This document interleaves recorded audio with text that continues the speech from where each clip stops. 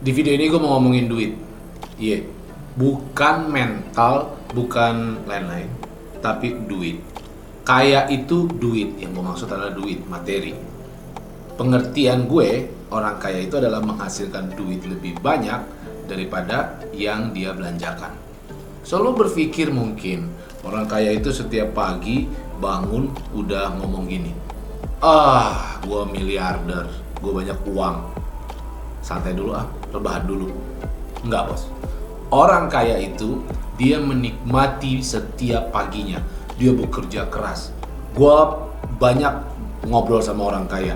Banyak kan mereka itu mendapatkan kekayaannya, mendapatkan uang yang banyak itu setelah rata-rata 10 tahun bekerja. Ada sih beberapa yang bisa mendapatkannya di bawah 5 tahun, tapi itu sedikit orang. Sedikit orang yang bisa mendapatkan itu. Rata-rata mereka 10 tahun bekerja. So, apa yang bisa membuat mereka bekerja 10 tahun? Mereka bekerja keras. Kenapa dia bisa selama 10 tahun? Karena dia enjoy, dia menikmati kerja kerasnya. Dia berambisi penuh untuk merealisasikan apa mimpinya. Bahkan kadang-kadang mimpinya dianggap orang gila. Gak mungkin, bos. Tapi orang kaya itu selalu mampu menemukan kenikmatan dalam proses meraih mimpinya. Dia punya ambisi yang kuat, semangat yang kuat setiap hari. Seorang kaya, orang yang sudah banyak duit, tidak bangun pagi malas-malasan atau rebahan lagi. Enggak, bos. Justru dia menunggu pagi itu supaya dia dapat bekerja keras dan mendapatkan kekayaannya. So, dalam video ini gue akan menerangkan 4 hal yang suka bikin kita susah kaya. Tonton terus, bos. You have your own life. Bullshit lah, lu mengerjakan passion lu, lu king, lu jago, lu keren. Hidup gue, cara gue, mimpi gue. 4 hal yang bikin susah kaya.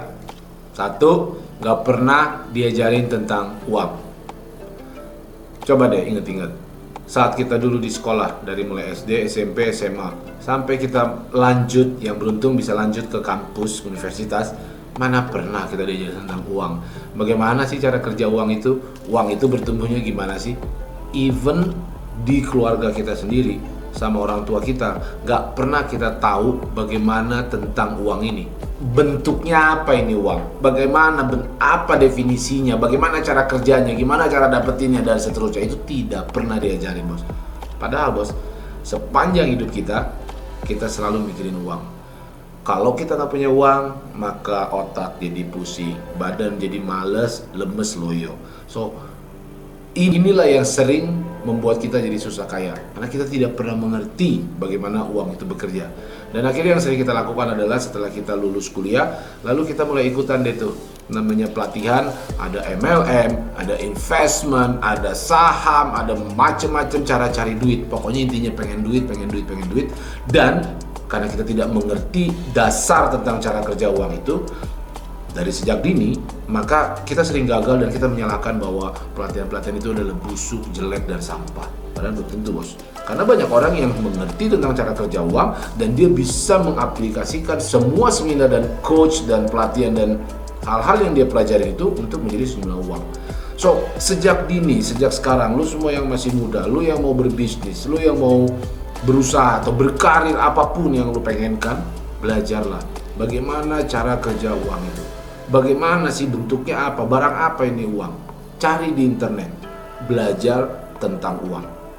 Karena kalau lu nggak belajar, lu nggak ngerti, maka lu nggak bakal tahu bagaimana dapetin duit itu. Setuju, bos?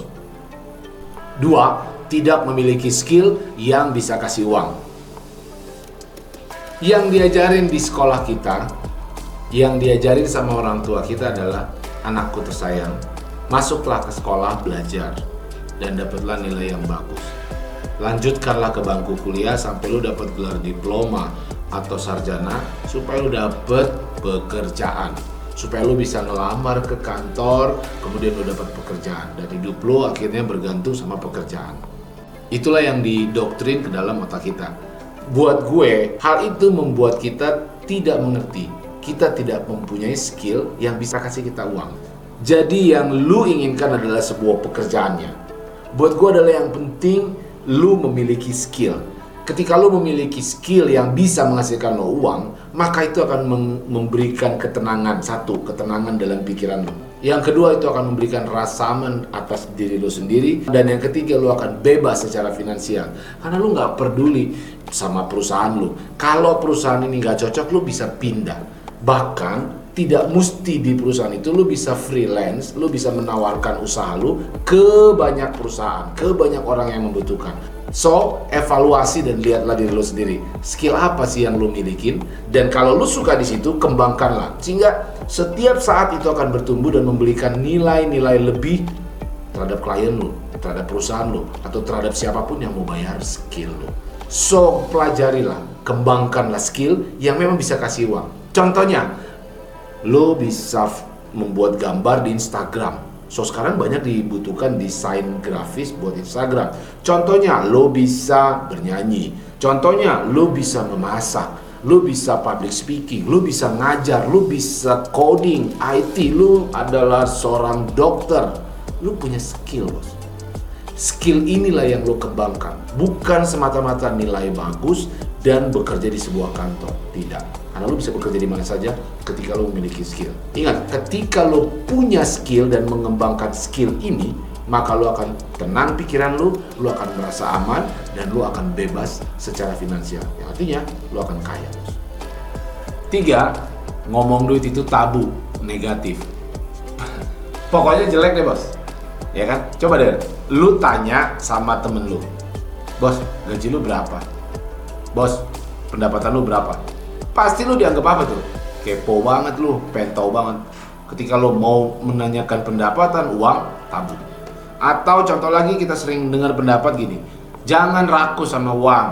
Uang itu setan, bos. Uang itu bahaya, bos. Nggak boleh lo rakus sama duit. Seolah-olah kalau lu pengen uang, lu tuh salah.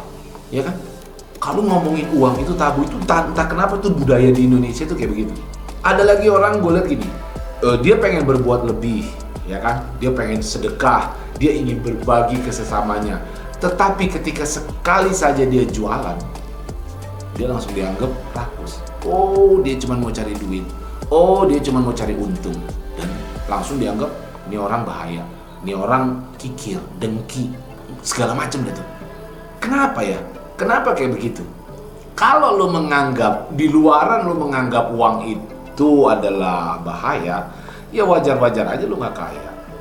Ya wajar aja. Orang lu menganggap orang jualan itu langsung jelek. Emang kenapa orang jualan? Dia kan buat menghasilkan uang. Lu kan nggak pernah tahu bahwa uang yang dia hasilkan itu dia bisa bersedekah. Sekarang kalau lu nggak punya uang, bagaimana lu bisa sedekah?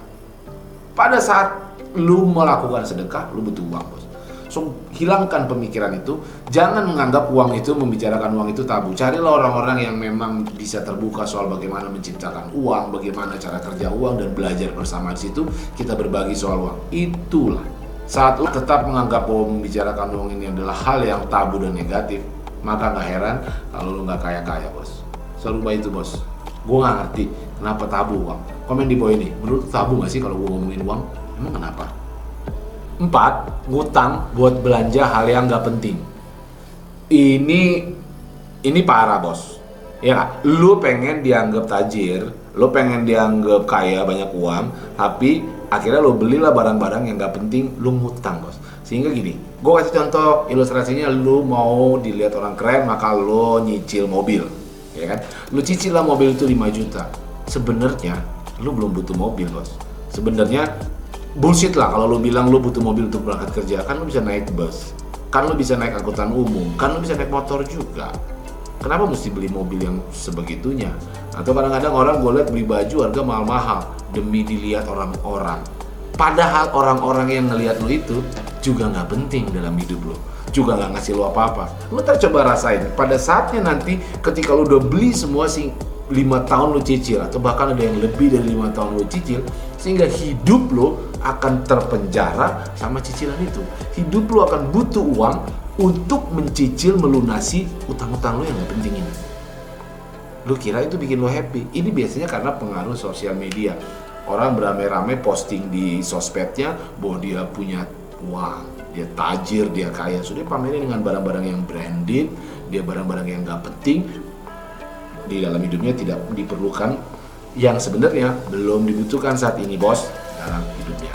Pikirkan apa yang bikin lo happy, Apa kenangan-kenangan happy yang pernah terjadi dalam hidup lu? Coba renungkan itu. Kadang-kadang sesimpel di dalam ruangan lu bernyanyi-nyanyi.